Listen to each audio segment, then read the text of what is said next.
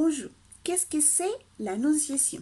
L'annonciation, c'est un message oral ou écrit prononcé par une personne. La personne qui prononce ce type de message s'appelle l'annonciateur.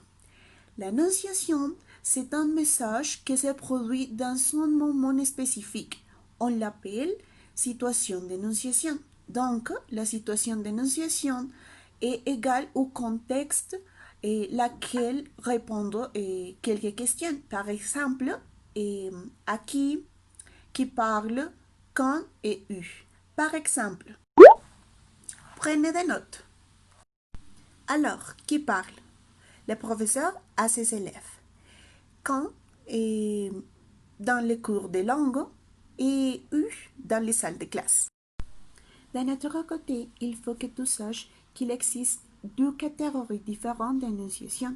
La première s'appelle l'annonciation détachée occupée. On dit que la phrase ou le message est coupé quand on peut comprendre l'essence du message sans connaître le contexte du texte. Par exemple, Paula boit de l'eau. La deuxième catégorie s'appelle l'énoncé rattaché ou écrit. On dit que la phrase est ancrée lorsqu'on a le besoin de connaître le contexte pour comprendre l'essence du message. Par exemple, elle la boîte. Qui est elle? Qui boîte? Je sais pas. Maintenant, je vais vous donner quelques conseils pour identifier les différents types d'énonciation. S'il vous plaît, prêtez attention à cette chose. La première, le contexte d'emploi, oral ou écrit. La deuxième, les indices de personnes et pronoms, déterminants, etc.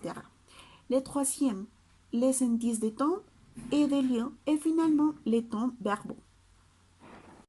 Pour les énoncés détachés, occupés, sont utilisés l'histoire du passé et les pronoms il, elle, troisième personne, singulière et pluriel, les expressions de temps, par exemple là et le lendemain, et les temps verbaux et comme le passé comme c'est, l'imparfait, le conditionnel et le plus que parfait.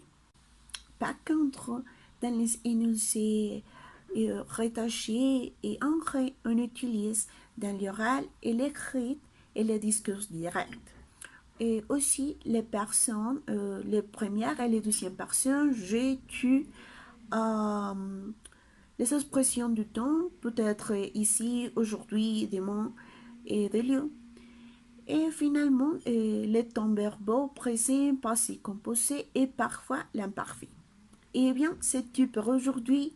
Merci beaucoup pour votre attention et à bientôt.